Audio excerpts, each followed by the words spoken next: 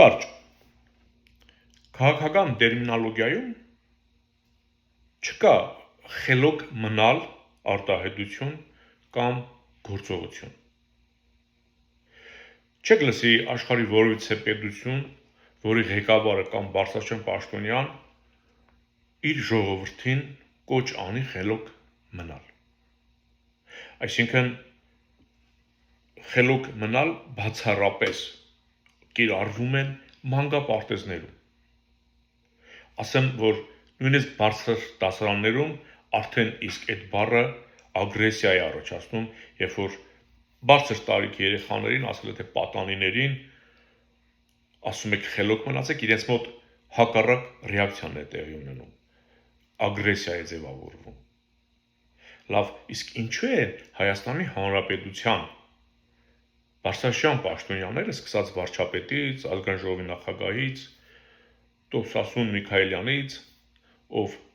գլխիկոր եռաբլուր էր գնացել եւ բանակի օրը, երբ լրագրողը հարցրեց առաջ կոչ էիք անում դուխով, չգիտեմ եսի ինչով, հիմա ինչու եք ժողովրդին այսպես վախեցնում, կոչ անում խելոք մնալ, նա ասեց հիմա դուխովը խելոք մնալն է։ Ես մոտ ամեն ինչ գլխի վայր է։ Եկեք հասկանանք, եթե դպրոցահասակ երեխան խելոք մնալ արտահայտությունից ագրեսիա է իր մոտ առաջանում, ես ձեզ ասեմ, պետությունների ղեկավարները սեփական ժողովրդին խելոք մնալու կոչեր չեն անում։ Նրանք տրամադրում են հայրենիքը սիրել, պաշտպանել, ջախջախել թշնամուն, սպանել, զոհվել հանուն հայրենիքի եւ ոչ թե խելոք մնալ։ Խելոք մնալու արտահայտություն արվում է հակառակորդի կողմից կամ ասել թե թշնամու կողմից, երբ որ պատերազմ կամ սառը պատերազմ է ընթանում, մի կողմը մյուսին ասում է կոչ է անում կամ